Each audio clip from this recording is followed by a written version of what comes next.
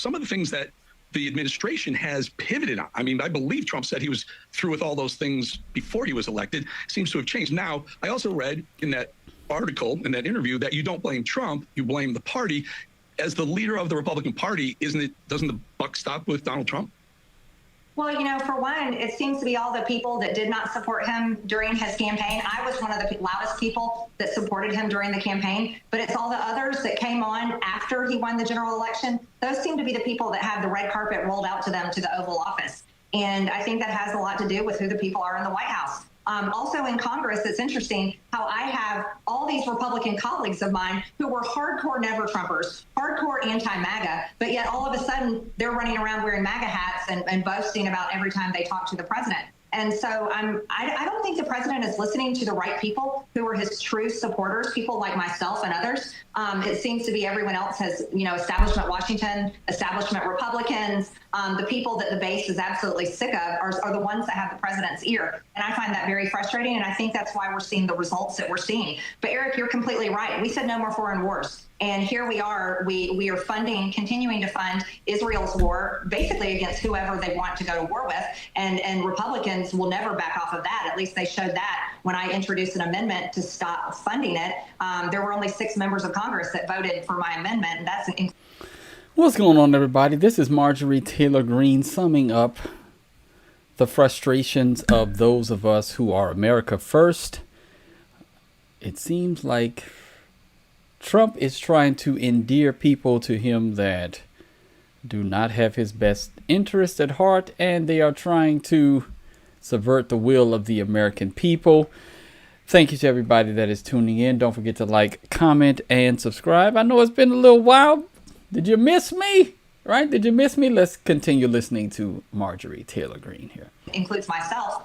They're running back into providing weapons and funding for Ukraine, which is absolutely ridiculous. Americans across the board do not want to have anything to do with that war, and we don't want to go to war with Russia. We aren't interested in that at all. But I think what is bothering so many people is to see the America First president and the party that's supposed to be America First making it what seems to be a departure from being actually America First. And I love the president. I support him, but it's the right thing to do to call this out when I see it and when I'm hearing it from my constituents and hearing it every single day from people all across the country.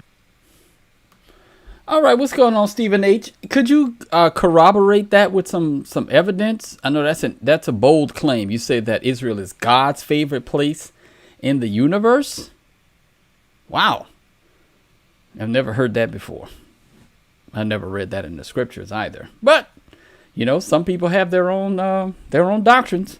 I don't know, but let's continue on. Now we've got to talk about what is happening here with this Israel first agenda that seems to be destroying Trump's. Let's see. Hold on. Let's see. Oh, okay. Yeah. That's something that's for work.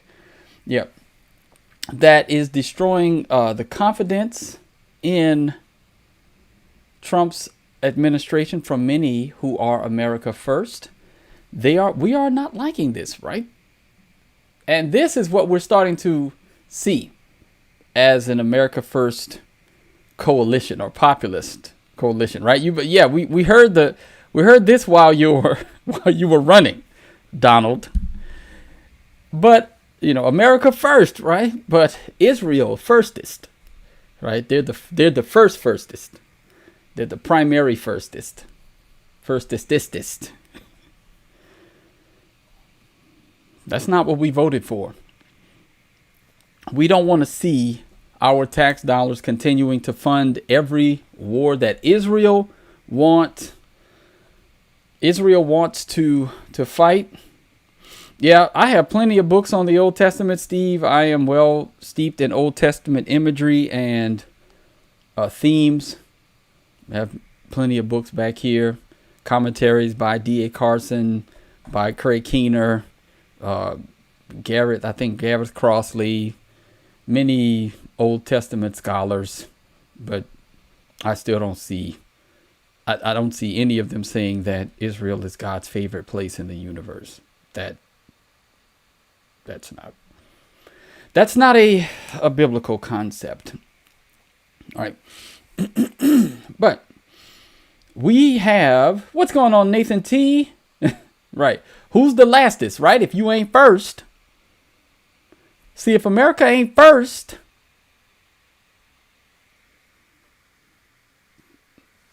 where are we? That's what Ricky Bobby said, right? If you ain't first, you're last.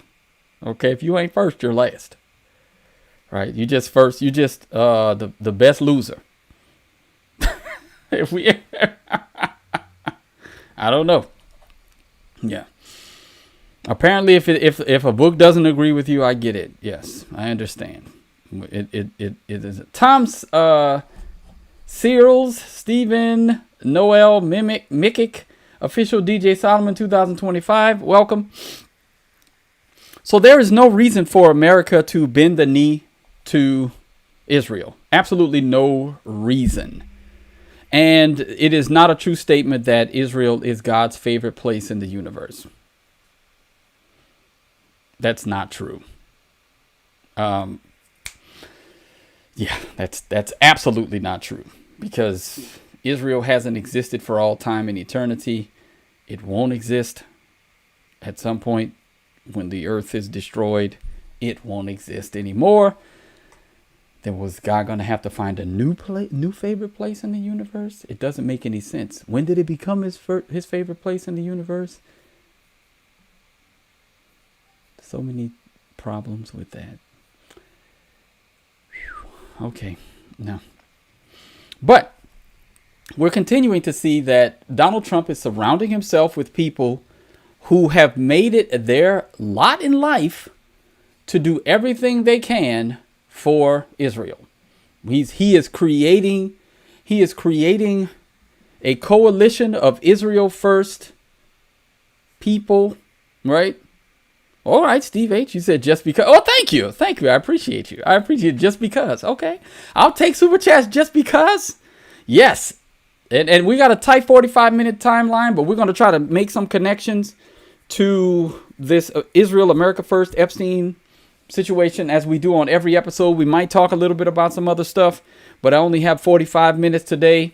But this is something that we're starting to recognize as well, that America appears to be, all right, yeah, America appears to be occupied.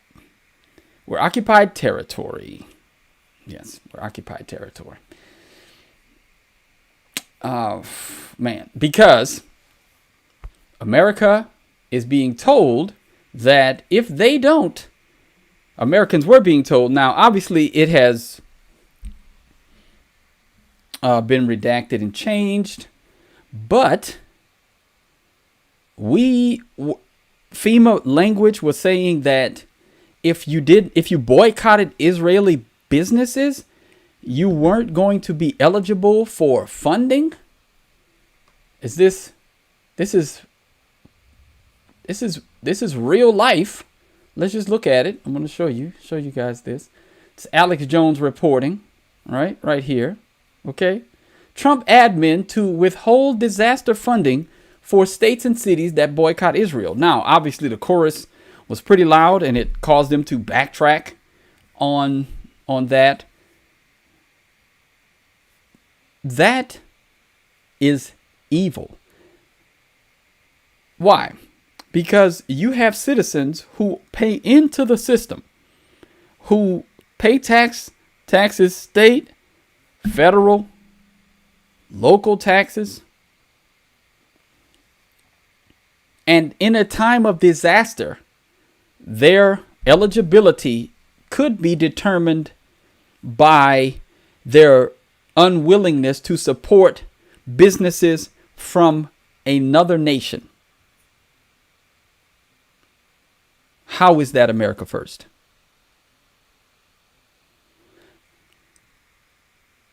That's not even America second. You're essentially holding the American people hostage for the interests of a nation that the vast majority of us have no dealings with. If our state or city boycotts those businesses, why is it? What if we personally don't? That's the question. What if we personally don't boycott those businesses? What if you have Zionists in the city or state that's affected by the natural disaster? They are Israel first, but their state isn't. Do you deny them?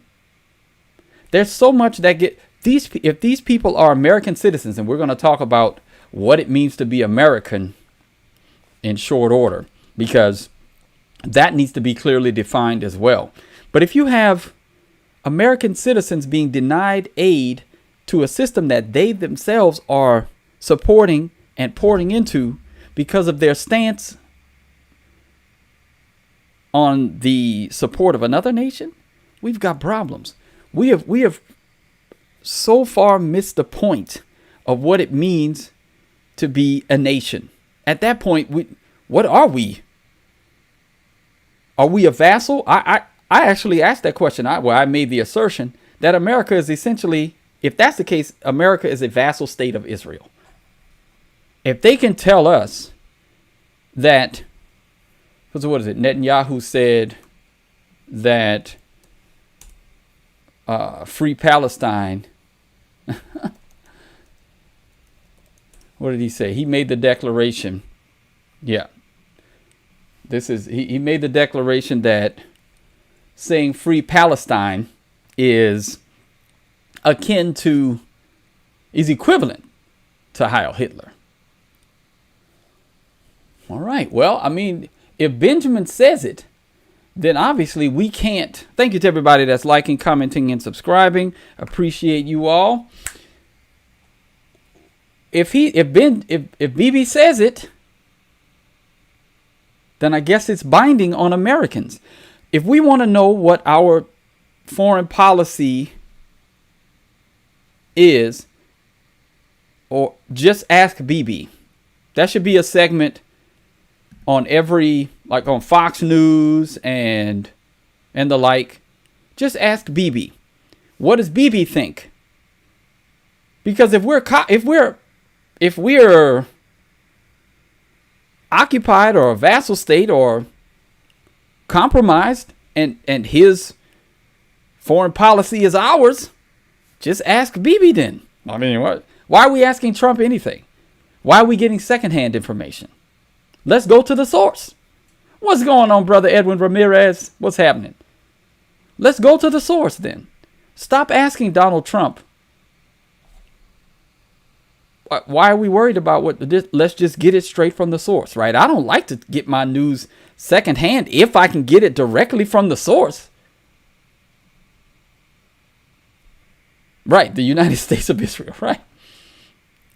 If I can get my news directly from Bibi, then all I need to do is ask him. If what Bibi wants, Bibi gets from America, let's just ask him.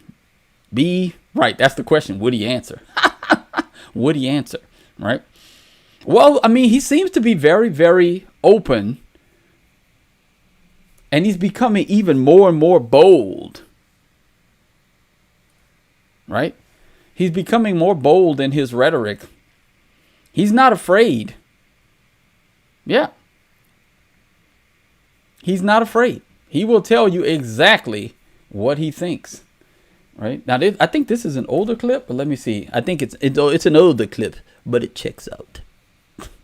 It's an older clip, sir, but it checks out. Right? This is from 2020. So let's look at this. We're going to see what he says. Now, we're probably going to have to mute it because he's going to be speaking a different way. Yeah, whoever boycotts us. Well, let me do this. I want to slow it down so we can read it together. All right, let's look at it. Whoever boycotts us will themselves get boycotted. In the last few years, we have promoted in the USA, and there are now laws in most states there, that anyone who boycotts Israel will themselves be punished. So it won't help them. We don't care. And we are fighting it. Right? Here's the link. Right? Here's the link. I'll send you the link. You can check it out yourself. All right? There's the link to the clip. Yep. There's the link to the clip. Now, if this is true, and it seems to be that it is, because why would they put that FEMA restriction in writing? You can boycott Israel. Why can't we boycott businesses from another nation? I don't understand that. Boycotting Black American businesses. You see what's in the name? American.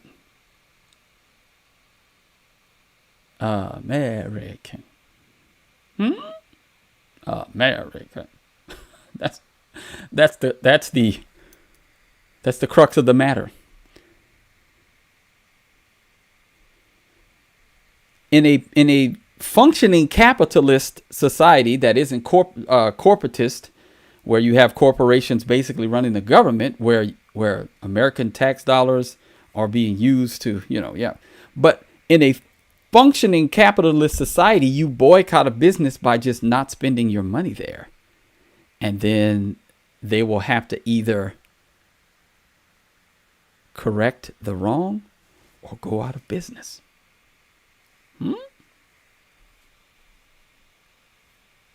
That the market is supposed to correct for these types of things, not a sitting prime minister of another nation lobbying through AIPAC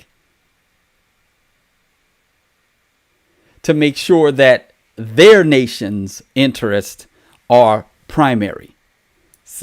We wouldn't let that happen with any other nation. But here's the kicker. Here's the kicker. This is why, if you're a Zionist,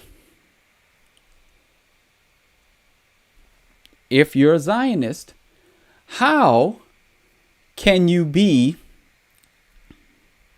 opposed to this as well? Now, I know you'll make up some theological gobbledygook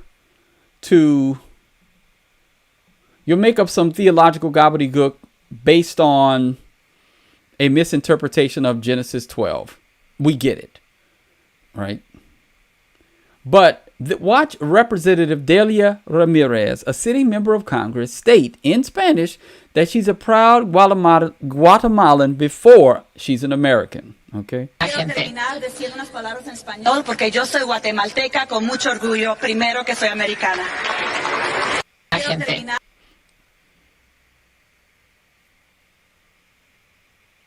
Why is this a problem? Why is this a problem? Because if Israel can be first in the hearts of Zionists, why can't Delia believe that Guatemala? Why can't Omar Fateh or Ilhan Omar or any of the other Somali American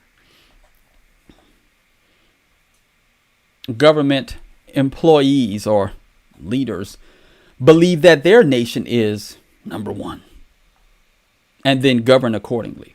We've got Zionists have been doing it for years. We've already been occupied by Zionists. Why can't we be occupied by Somalis or Guatemalans or like Maria Salazar, Cuban, right? Why not? Why not any other like Arab nation, any nation, period? I'm just asking. Because if it's okay for Israel to be first among Zionists, why can't she believe Guatemala first? She has her reasons.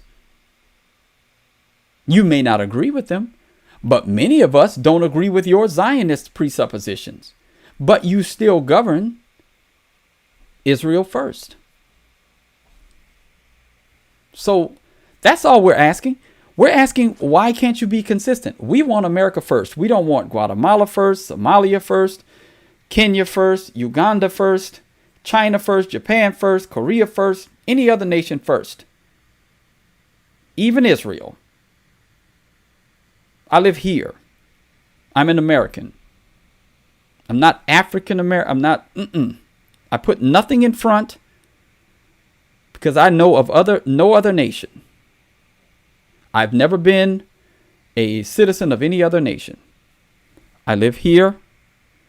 I was born here. Lord willing, I'm going to die here. I want to see, and generations of my family have been here and will be here for generations to come. Lord willing, I'm an American. I want to see America thrive. Period. End of story. I don't want Israel to thrive. Don't care. I do not care. Guatemala, don't care. If it means that America doesn't, if it means that America has to support them, you're a sovereign nation, thrive on your own. Why is that? Why is that? Today that's seen as sacrilegious, blasphemous for a Christian to believe this.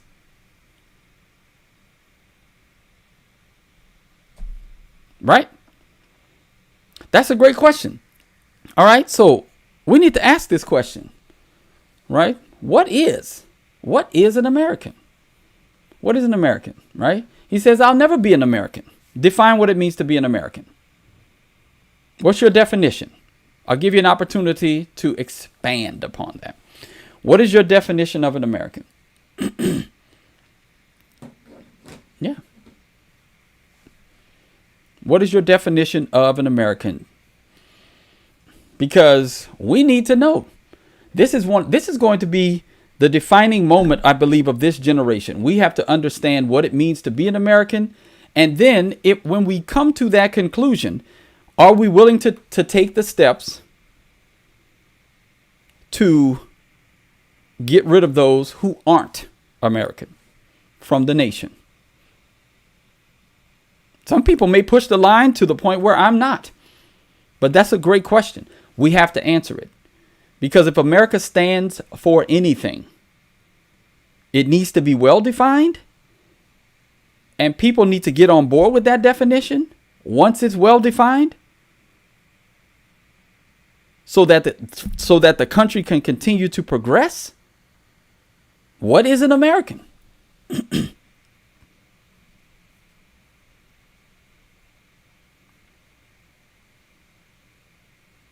Yeah, that's a great question, right? I say support the country you live in, or live in the country you support. There you go. That's a great way to put it.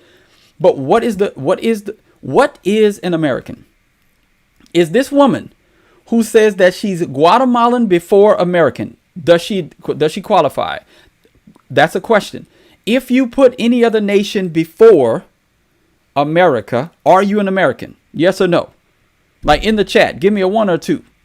I mean, a yes or a no. If you put any other nation before America, can you be considered an American? She says she's Guatemalan before American. Her parents were Guatemalan. Came here. She was born. Citizenship. Granted it. Magic fairy dust. You're a citizen. Okay. Right? See? That's what I'm saying. Zinc says it. Zinc says no. Sazzy says no. Caleb, what's going on, brother? Caleb says no. We need to be asking these questions. All right, Pleasant Gift says yes. All right, 2 for no. Yeah, nope. Nope. Okay, we got nope. We got most nopes. Good. Right? She should go to Guatemala. Right. If you are a Guatemalan before an American, then go there. See, I'm not an African American. I'm not an African before I'm an American. I know nothing of Africa. If I went over there, I would have no link to any of the cultural heritage there.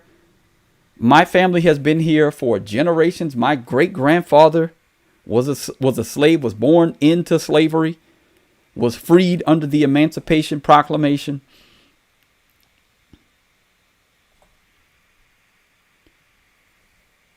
I'm as American as it comes.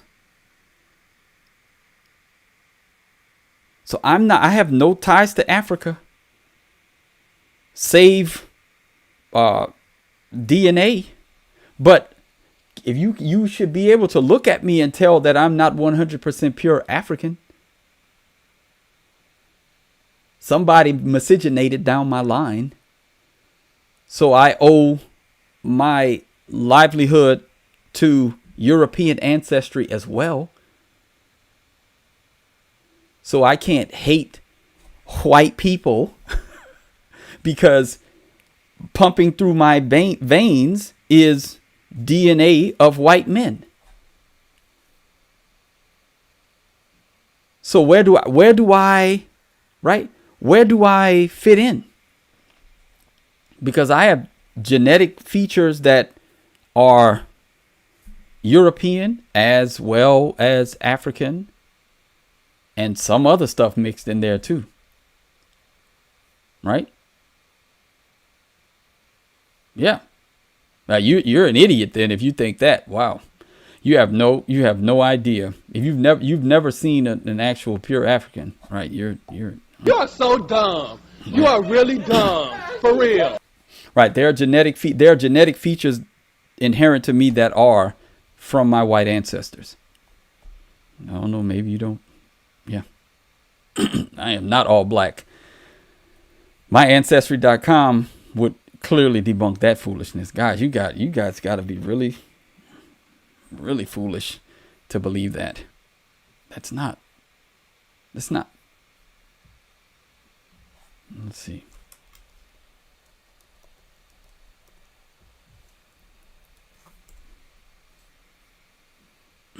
Are you guys really that dumb? I'm just asking. Like I'm.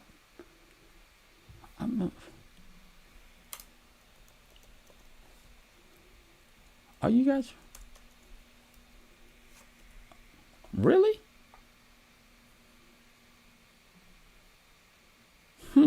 Really? Like West African features with no miscegenation. Okay, you say so. The phenotype. All right. Well, all right. I guess. I don't know. I guess you can say whatever you want. I don't know.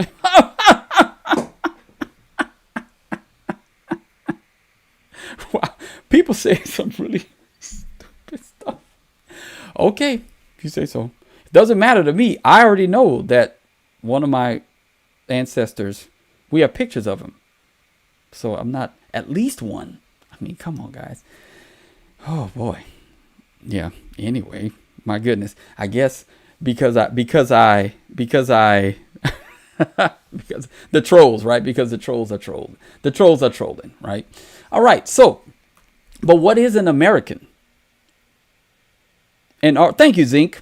So what is an American?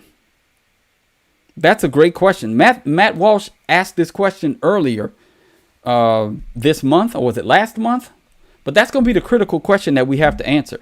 Is a Maria Salazar an American? Is it Delia Ramirez an American? Isn't Omar Fateh American? Is Ilhan Omar American? In what way, shape, or form, right? In what way, shape, or form are they American? Here's a cool thing. What's a great blackness? I don't base my life on what white people think of me. You may, but I don't. So they can think whatever they want. It doesn't change. It doesn't change how I view myself, and it doesn't change reality. See, once you release yourself from those chains, They're gonna put you all back in chains. Of worrying about how white people view you, it's called freedom. Right. Now, that's a great question, right? Isn't it a citizen of the United States? That is a great question. That's how it's been defined for years, right? You come here, you're born here, American. You're just American by default because you magic sprinkle dust, natural, birthright citizenship. Does that make Because, okay, is being American an ideal? Is it a set of ideals, right? And let's see, where's the book? Is it a set of ideals, or is it just you cross the border, born here, American?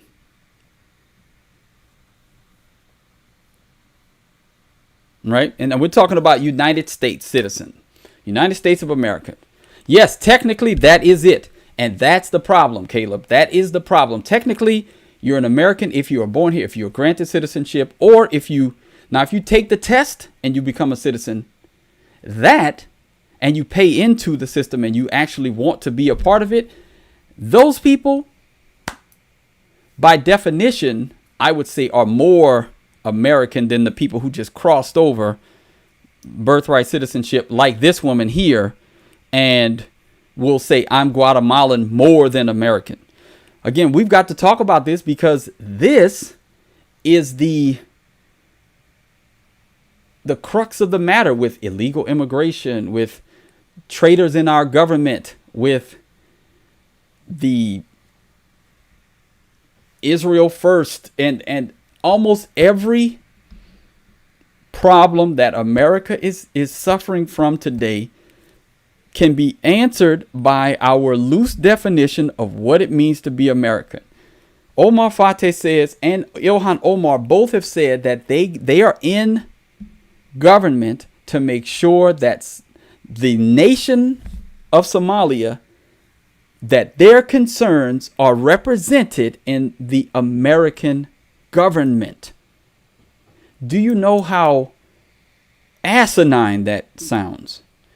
If a founding father heard that, let's say even if Abraham Lincoln, after the 13th Amendment, could have seen into the future, if they could have seen into the future and said, this thing will have this deleterious outcome, do you think they would have done it? Someone had a very funny meme that said, if it wasn't a meme, it was a video. Same point being made. Of charismatic churches, people running around acting a fool in church. And someone said if Martin Luther could have predicted that this would have come from him nailing the 95 Theses to the door, he would have just paid his indulgences and shut up. And I thought of this and said, well, this is actually, if the founding fathers could have had prescience, could have understood that the illegal immigration crisis would have been created or exacerbated by birthright citizenship, they might have put a caveat into the amendment that it's only for slaves, former slaves, children of former slaves. They would have been more explicit in the language. But again, that's why men are fallible. And we need someone to stand up and say enough is enough. Birthright citizenship needs to be challenged. We need to get more people into the system or grant citizenship based on some sort of stake in the system. It can't just be you were born here and you get the same rights and privileges of people who are actually contributing. If you don't own anything and you are just a leech on the system, why should your vote or your vote, why should you be granted citizenship? Why should you get all the rights and privileges of citizenship for the people, the same rights and privileges as people who are working hard and contributing? That doesn't make any sense. And if you go back to Greece, Greek culture, everybody wasn't granted citizenship. Universal suffrage is a modern idea. You had to actually be a contributing member of society in a specific class.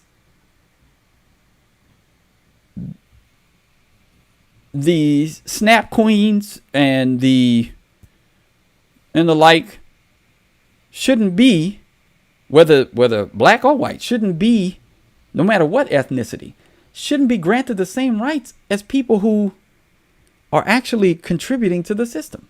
And you definitely shouldn't allow anyone, once you take care of that problem, no one no naturalized person should hold office. You shouldn't be able to hold office if you are a dual citizen. You're compromised. If you're compromised, then why would we ever? They won't even allow you to run for president if you weren't a natural born citizen. That's why Arnold Schwarzenegger, though he could be governor of California, he could never run for president. This is not a, I know we may think that this is some sort of radical idea, but throughout history, universal suffrage has not been the norm. Think about this. They gave black men the right to vote before they gave women the right to vote. The United States is a clear experiment in the failures of universal suffrage. Our country has been going down the toilet because of universal suffrage. You have people who can't pass a basic civics exam, don't even understand the 3 branches of government, couldn't tell you that it is not Donald Trump's or the president's job to create laws. It's the legislature's job. It's the judiciary branch's job to interpret the laws. Executive branch's job to enforce the laws. They don't even know that at a basic level. They don't know who, after the vice president, who's the next in line for the presidency if something happens to Donald Trump and J.D. Vance. They don't know a lot of this stuff, but they're voting because they magically turn 18, sprinkle dust on them. There it is. You get to vote. You have no stake in the nation. You could be an 18-year-old who just is going to live in his mama's basement for the next 12 years. But you get to vote. And you get to cancel out the vote of someone who has been paying into the system, has been voting and contributing for generations. But now, hey, you've done nothing. How about we want to know what you think? Then you are easily manipulated. You like the idea of free stuff. So, Mamdani. Yay, Mamdani. Because he's going to get rid of my college student loan debt. Yay.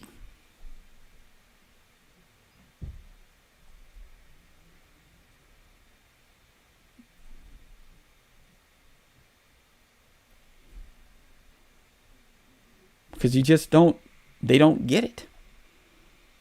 There needs to be some stipulations, guardrails, requirements for what it means to be a citizen.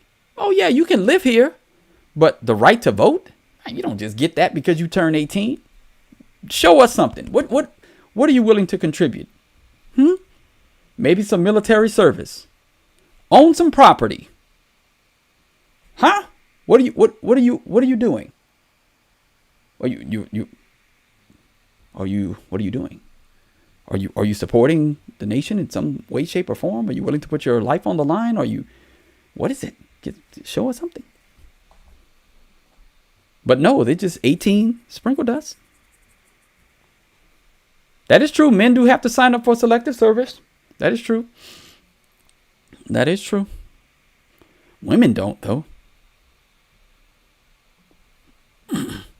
But they get all the same rights and privileges without having to put their freedom on the line like that. Yep. Oh, yeah, you should have to prove something to vote. Yeah, absolutely. Some sort of cognitive test.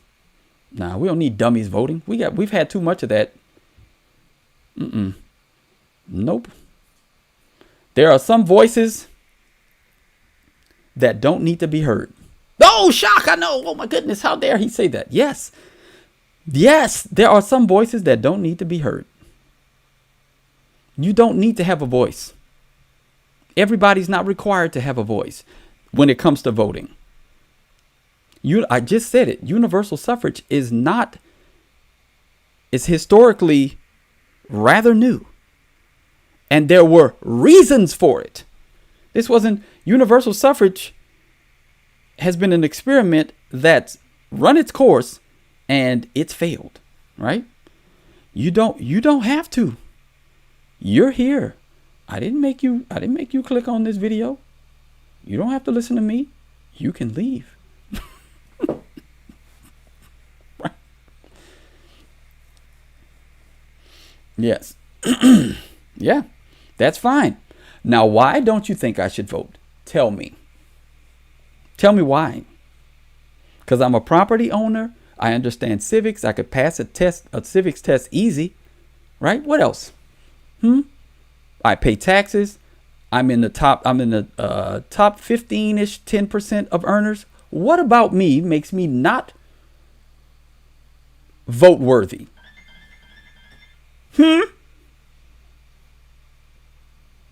I'm waiting. Exactly. Right. Property can be lost. Who cares? Anything can be lost. Life can be lost. Then I wouldn't be able to vote unless I was a Democrat. I could vote in perpetuity if I was dead and a Democrat. Now, so I don't even listen to who is this person? Right. That's exactly what they're going to say, Michael.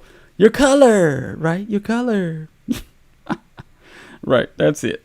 Exactly. I just said it. Didn't we just talk about what they don't contribute? They don't own property. They don't have jobs. They don't pay they don't pay taxes. There's a whole host of, they couldn't pass a cognitive test. They're easily manipulated. They don't read. They don't study. They don't know the issues. They vote based on skin color and intersections. You can go down a whole host of reasons why people shouldn't vote. Anyway. All right. Yes. All right. Well, now, I'd say we had a tight timeline. That bell y'all heard was the time for me to close up shop. We have 45 minutes. Yes, they vote on it. Feel right. And if we denaturalize and then remove citizenship from people who don't fit the criteria and then deport all of those people whose temporary status has now become permanent, we got a lot of things we could do to get this country back on track. Lots of things. And I'm going to be talking about those things in future episodes. But that's all we got for today. I might come back. Right. Anybody in debt, well, look, and then people who are on government subsidies. That should be a clear you don't get the vote situation. If you're dependent upon the government to take care of you, you shouldn't be able to vote. You're not even an adult. You're not a functioning adult unless you're disabled. But if you're a able-bodied person and the government is taking care of you, why should you vote? You shouldn't get to vote. Why? Because all you're going to vote for is more government money, right? Yeah. Okay. Anyway, until next time, thank you to everybody that tuned in. Until next time, be on the alert, stand firm in the faith, act like men, be strong. See y'all around. Bye.